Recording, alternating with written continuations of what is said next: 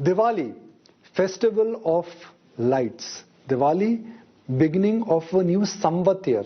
Diwali, you always say Happy New Year. But in terms of mythology, in terms of the spirituality, what is the importance of Diwali? And we are doing this Diwali show from a place where we actually start our Samvat every year. You may not recognize the place, but I'll introduce the place. We are at Bombay Stock Exchange, and it gives me great pleasure now to bring on board the CEO and Managing Director of BSE to talk about Diwali, what it means for you and me. Is it mithai? Is it fatake? Is it Happy New Year? Or is it only Murat trading? Happy Diwali, sir. Thank you very much for joining us. Happy Diwali. Depending on whom you are asking, you will get a different answer for Diwali. What is the meaning of Diwali according to scriptures? You actually well said it. Depending on the person whom you ask, you will get a different answer. But what is the underlying truth? Everybody is celebrating Diwali. So this is what I feel as unity in diversity, in actuality, if you look at it. There are references about Mahabharata, about Ramayana, about various other Puranas, various lines which are there in Rig Veda about Diwali when people talk. I'm also told that Jains believe that the 24th Tirthankara received enlightenment on that day. And Sikhism has some saying for Diwali. They say that some Sikh guru along with 52 people was released from prison by Jahangir on that day. There can be different thought process associated with Diwali, but there are certain common features. One is light, that is a common feature. Second is sweet, that's a common feature. So let us see what this actually mythologically and philosophically mean. Typically you find in various parts of India, Diwali gets celebrated almost over 5 days. The first day we call it as Dhanteras in some places. Some people prefer to call it as Dhanatrayodashi. And some people call it as Yamatrayodashi. Why Yama? Yama is a god of death. Why will you think about a god of death when you are going to celebrate? Most important point is only when something dies, something else is born. Right? And Yama signifies lot of things. Yama was a mortal human being who died to become a Devta and actually become an immortal Devta of death. So human beings can attain immortality is what is actually signified by the name Yama. How a mortal human being attains immortality? Not through the physical, but through the self, that is what we call as Atman. It is also, the story also tells that Yama had a sister called Yami. And their affection was so much, one day Yama gave a Vardhan to Yami.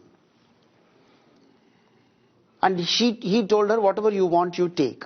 She said, I want to become a river so that I can serve humanity.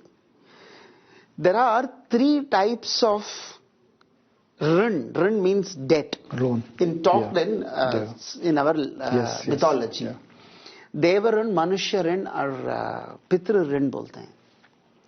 All the 3 get actually attacked in the Diwali festival. This is Samajik Seva jo hota hai, that is for the Manushya Rin. Okay. So that is what is epitomized on that Trayodashi day. That day people worship Kuber. Kuber is god of wealth. God of treasure. He is a treasurer. So we all know that he has a lot of money. But what we do not know is he has very poor health. And he has a perpetual skin disease. And he looks very ugly. Yes. So physical wealth actually is ugly, is what is signified by Kubera. And by worshipping him, we are reminded that this is what happens. When you just go behind physical health, it is ugly. That's not wealth. That's not going to help you. When we talk of light, we clearly understand light is ignorance going away by intelligence. Intelligence is light, ignorance is darkness. Bad, good, evil being conquered by good. That is one another interpretation of light, which is exactly what you celebrate the next day. You call it as Naraka Chaturdashi. You know the story of Narakasur. It's also called Choti Diwali. Correct. So Narakasur being killed by Krishna and victory of evil over good. What is evil? What is good? Is evil outside? No, evil resides inside you. What wins the evil inside you? Your self, your wisdom. There are three types of wisdom we talk about. Paroksha, Aparoksha and Pratyaksha. Pratyaksha Jnana is what you see and you realize. That means you are realizing something, you are understanding something through your sensory organs. But they are not permanent. What you see today does not exist tomorrow.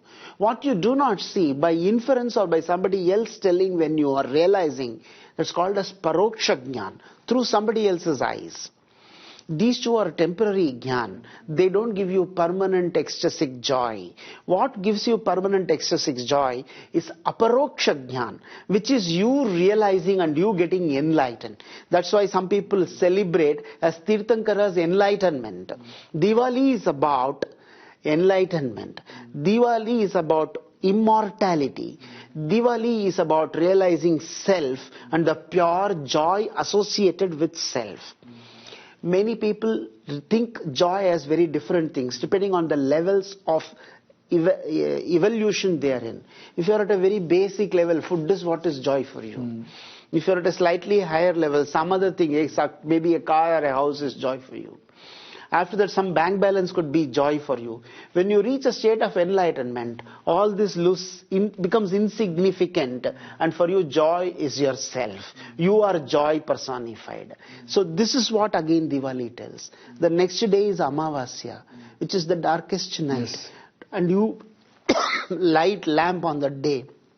What does that mean? New beginning. New beginning, and you are bringing knowledge to take away ignorance, goodness in you to take away the evil. There are 6 enemies within you: Kam, Krodh, Lobh, Moh, Mad, Matsarya. These are the enemies. These are the evils. That's what you fight. That's what Diwali signifies. Okay. It's also believed on that day Ram came back to Ayodhya and the streets were lit. The word Ram means Ramayati iti Ramaha. That is, enjoyment in self is Rama. And that happens in which place? Ayodhya. Yodhum ashakya Ayodhya. One which can never be conquered. What is that self? When your joy rests in self, that is when you realize you are nothing but joy, Anandam, Satu Chita Anandam bolte hain. When you realize that is Diwali. That's what Diwali actually signifies. The next day we talk about Govardhan. Yes. That says when you have realized self, lifting mountain is not difficult for you. You are limitless. You as yourself, you are limitless is what is signified by that story.